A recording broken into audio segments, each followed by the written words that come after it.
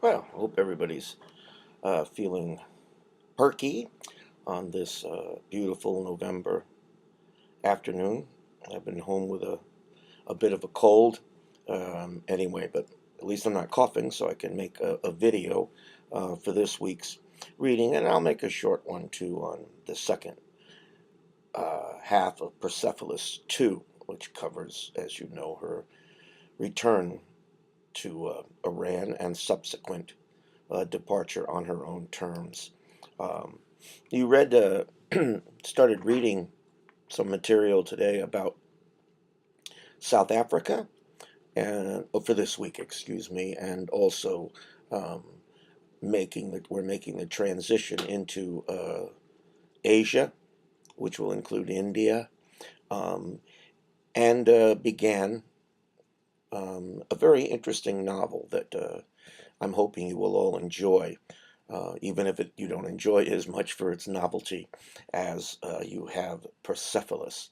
You do have a couple poems, and again, look over at those notes, and there's material there from other things that we're not reading this semester, but I'm leaving the notes up so I can just move and go back and forth as many times as I feel like making all new videos, which is not often, a lot of time. But I like the chance to talk with you as well. There's a poem called To Whom It May Concern, and as I mentioned about identity, Pass, I believe, was the Palestinian poem that you find a similar situation in the apartheid times of South Africa. Since Mandela became president, the apartheid laws have uh, were repealed for the most part. There still remains a lot of segregation in South Africa, and a lot really, really, really is economic.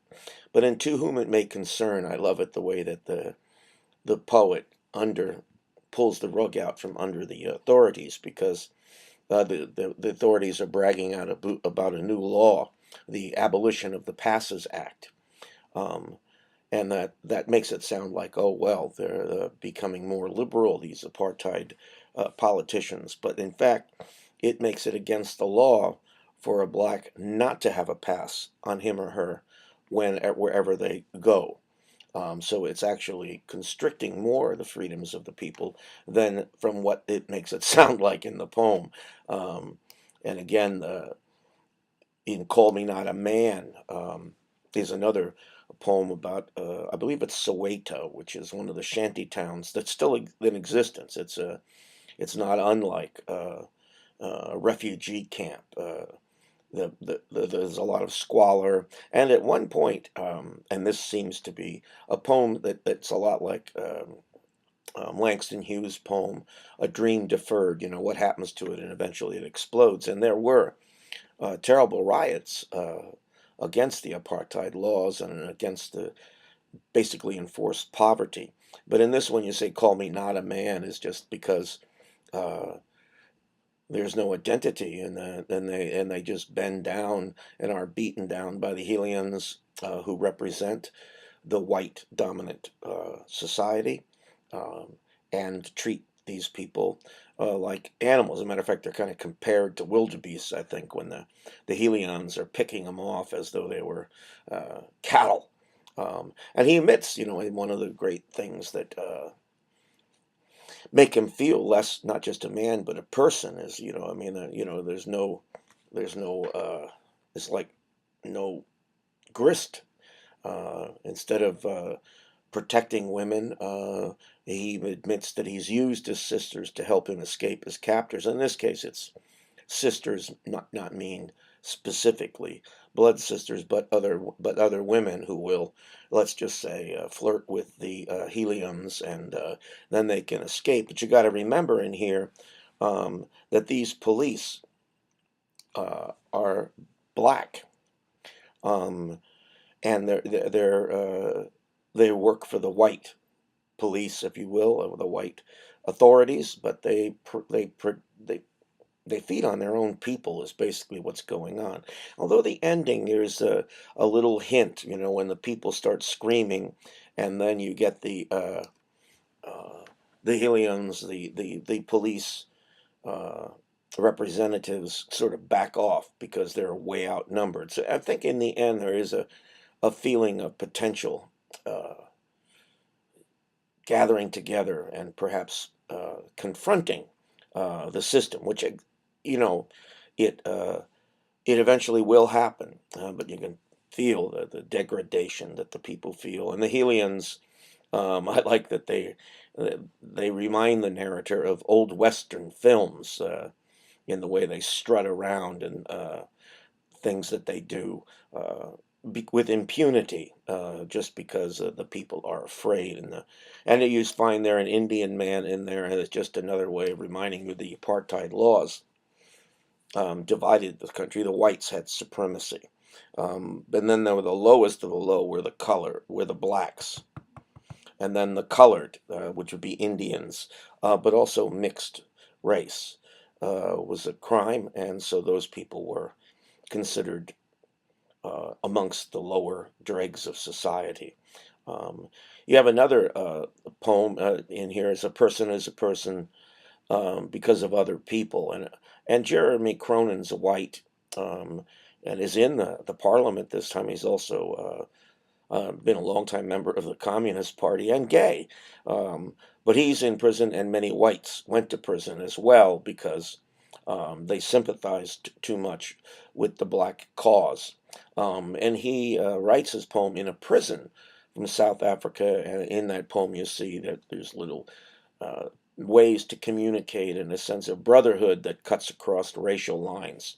Uh, a Nobel Prize winning writer like Nadine Gormander, whose story we didn't read this time, spent a lot of her time under house arrest. She's a white South African writer, and still alive, I'm pretty sure, but took sides against apartheid with the blacks and the colored and other oppressed, Asians, for instance, so that she she had her freedom constrained a bit, but had not to suffer like so many of the blacks did. Um, I'm going to move on a little bit here, and I'll come back to Persepolis later, um, to the poets that you read and the stories that you read from China. First of all, is the poet Bei Dao. Bei Dao, as I may have mentioned um, uh, in the introduction to the week, is a what they call a mist or cloud poet, and originally both mist poet and cloud poet were derogatory terms. And that these lyrical poets, champions of democracy, involved many of them in Tiananmen Square, uh, adopted that kind of term to describe themselves. These mist poets, and because of his poetry, in fact, he was exiled in 1989, mainly because of his poetry. Perhaps I don't know that he was involved um, in the democracy movement in Tiananmen Square, but I'm pretty sure that he was. But at any rate, he was exiled in '89, and I have to look up. As of the last time I looked up, he remained in exile and could not go home. And this is a common enough occurrence for those writers. Uh, the writing is what should we say, taken very seriously. You have another poem in the notes that I want you to make sure that you read, look over. It's called "In the Twinkling of the Eyes." Um, and another one of these when there's on a train to just Lord who knows where, and there's uncertainty, and this is probably caught up in the post Tiananmen Square movement, and people now seeing the government as a basically an enemy in many respects. And there's the at the conclusion of the poem, "In the Twinkling of the Eyes," as the notes suggest, and there is still, despite all the things that have happened. He emphasizes the poet's guarded optimism. If you look at the last lines of that poem about looking around, and you basically there's still a twinkle, and when you don't close your eyes and go blindly forward anymore, given what's happened, so you in fact have to just be circumspect. And another of the poems in the class notes is a dark ride on a southbound train. And this one again is the uncertainty. There's a lot of black in there, um, and uh, and really the blue color that is seen is again this kind of a hopefulness, as in the blinking of an eye, and it suggests there are avenues of hope for release from the fortunate and uncomfortable situation. So despite all these terrible things going on, they maintain exile, or exile even within the country, being sent somewhere, or feeling rootless, or certainly homeless. There remains a certain optimism, a resilience that we've become to associate with much of the African literature. And then you have, in addition to these poems from China, two short stories written by uh, Lu Xun. It might be Lu Xun, Luxun, um, and Mao Zedong claimed that this guy was his favorite writer. And this author is one of his favorites. He writes in the 20s and the 30s, I do believe. Was a member of the movement to create a republic, um, and many of those members became jaded or disillusioned uh, with what was going on. And you find it, I think, in a poem, a story called "A Small Incident," and in "My Old Home."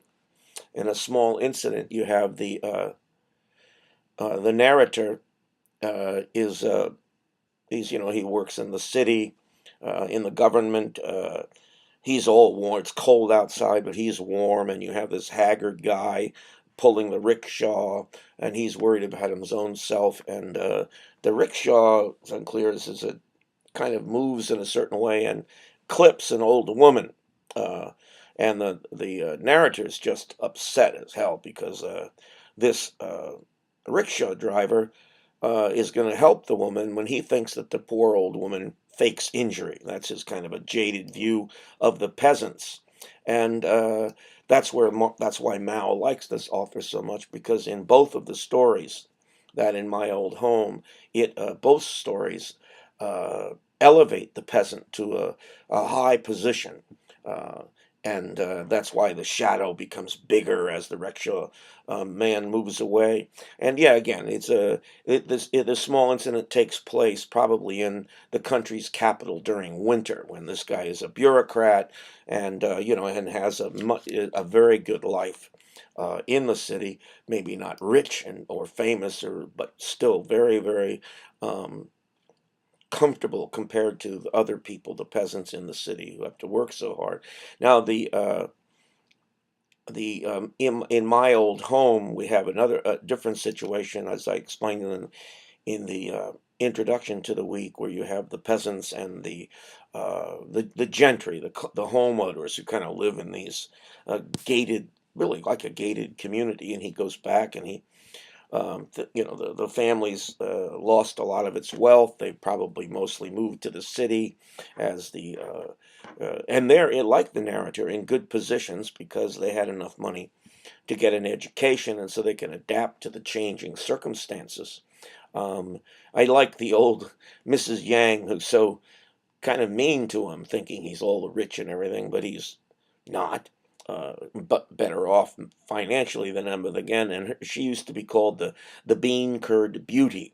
Not so anymore.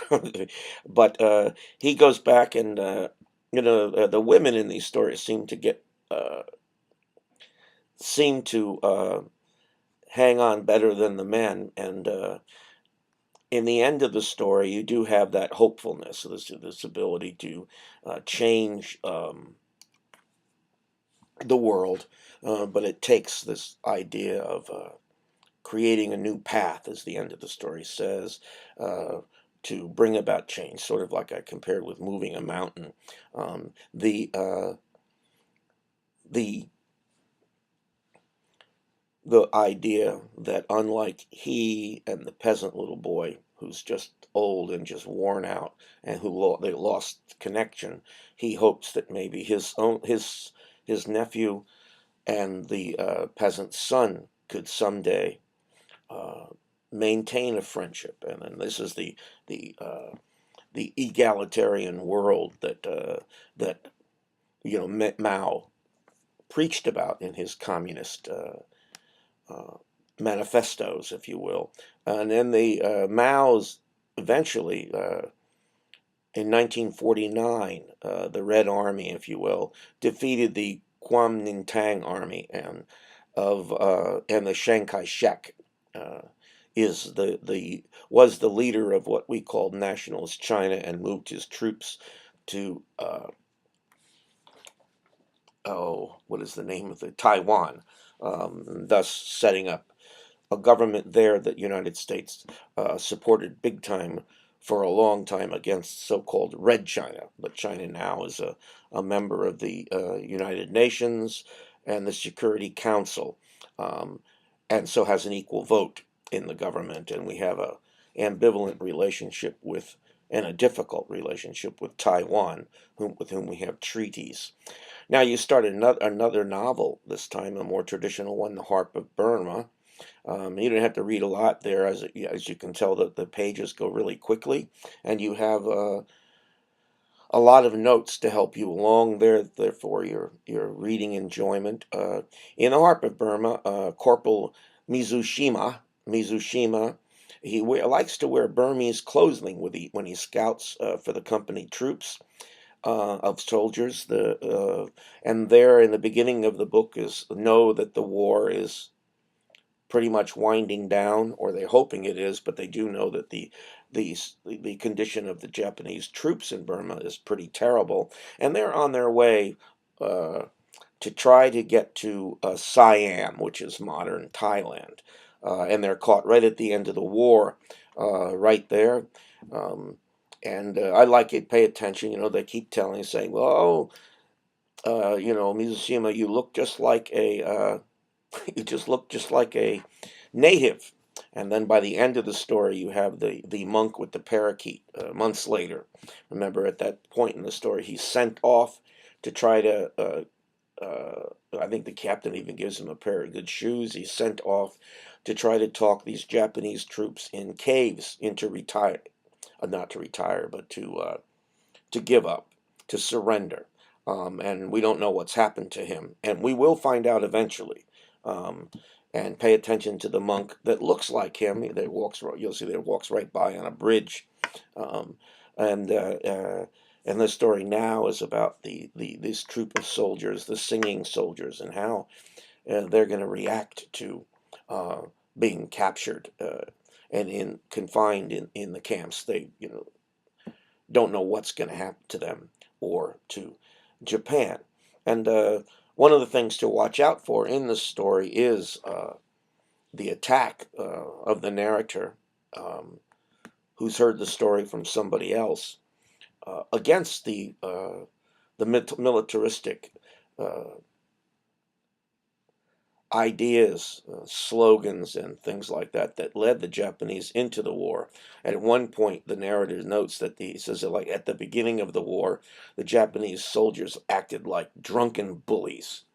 Uh, and then you have the condition of them there, hoping for their best from the British authorities.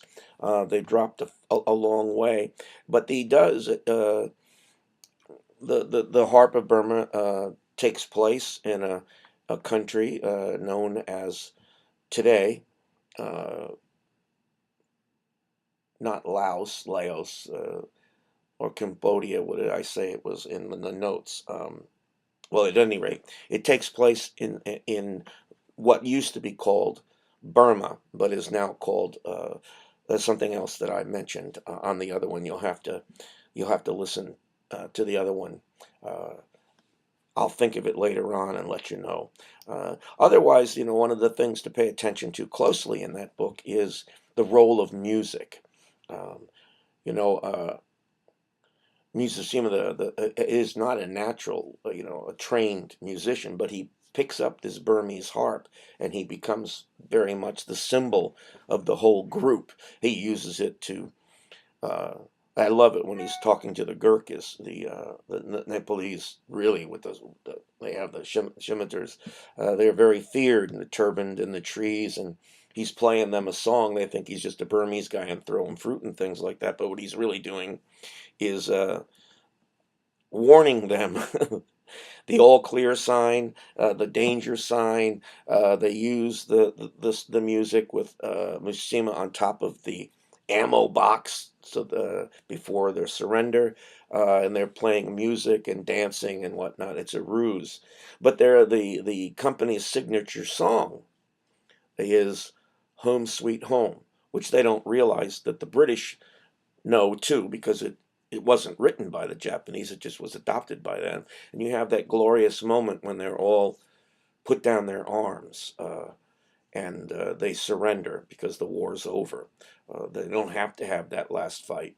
And the country of Burma is Myanmar. Myanmar. So keep reading in there as it progresses. Eventually, there'll be a long letter, and we'll find out everything that happened to the monk before he does transform from a Japanese soldier into a monk, a Buddhist monk of high rank, and we'll find out how. Now, in Persepolis, if my voice holds, I'll make another short video. After Mary Jane leaves her boyfriend, Marcus. Marcus is her boyfriend for a couple years in Vienna. Um, Things really fall apart for her. She leaves the the place where she has a room, and she basically lives on the streets for more than 2 months. And by the time she goes home, she'll tell her parents, "Don't ask me about the last months." Uh, she does complete her baccalaureate, which is the equivalent, her French baccalaureate, before this happens, to basically a high school diploma, and so she's ready to go on to college at this particular time. But as this is when um, things do fall apart. Now, for a time in Persepolis, Marge makes money by supplying fellow students with drugs that she takes, but not as many. With cannabis in particular is what she's accused of when basically the principal of the whole thing calls her in and said, "You're really smart. You scored the highest." She said God told her what to study. I like that. Um, what work to study, and she gets a high marks, and he says, "Look at, there's someone selling marijuana, cannabis, in this thing, and you're smart, and I hope you get my message." And well, message is delivered. She'll stop selling, but she keeps using. She's lost, basically. Two, when Marjam, she goes outside when she's back in Turhan, uh, when she does go home and she's depressed, and she's just it's going to take her a long time to wake up, as it were. And she goes outside and she sees a car full of guardians of the revolution, and she's dressed up. She's put lipstick and makeup on to surprise her boyfriend, whom she'll eventually marry. Um, and at the point, she's smart. And then she sees a guy sitting on the steps. I think he says hello to her. And she rushes to the guards and points to the man, telling the guards that this man had insulted her. And so the guards, take this man off, this innocent guy. And they're going to beat him. And her boyfriend, um, Reza, thinks that is cool. "Well, you smart guy, you did that." And she goes home and tells her grandmother. And her grandmother says that she doesn't want to ever talk to her again until she figures out what it is. Your grandfather and your uncle and all those people are martyrs to a good cause, and this is the way you do it. So she says, "You're selfish."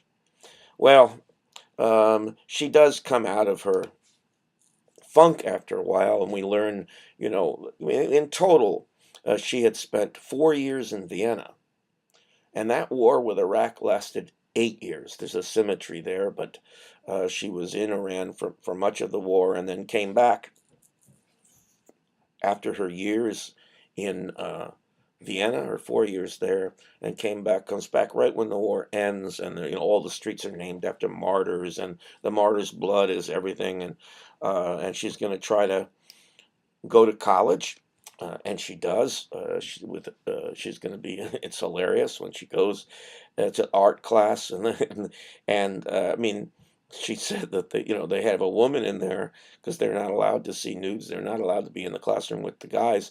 And the woman who comes in to do this stuff has so many veils and the whole get up, if you will. I kept thinking of the name of what it's called, but I mean, you can only see the slits in her eyes. She got very good at painting the folds of curtains. And anyway, um, she does get married. Her mother's a little bit uh, not happy with it, but the father makes rules that I can look at later. The idea is that when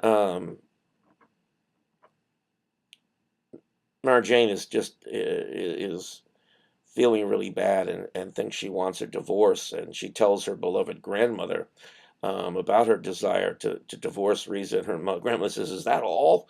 Good Lord, I have a heart condition." He said, "Nah, a first marriage is just a training.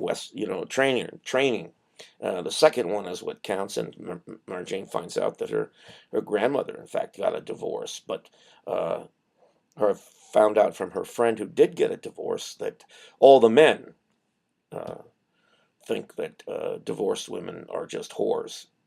Um, as in later on, when Marjan is just walking down the street, when all the people from Kuwait are when Saddam is invading Kuwait, all the Kuwaitis are coming. Many are coming into Iran, and Marjan is out there with her. She does have her veil on, and she's wearing what she can get away with, and she has a Coke in her hand. And guy in a car, propositions her, one of the Kuwaitis, and someone said, well, in Kuwait, they're not even allowed outside alone. A lot to learn for a young girl growing up in her 20s now. Um, and that's all I have for you right now. Like I said, I'm going to make a short video here about the ending of the book and bring up a couple things. So uh, I wish you all a good outcome on this quiz of 25 questions.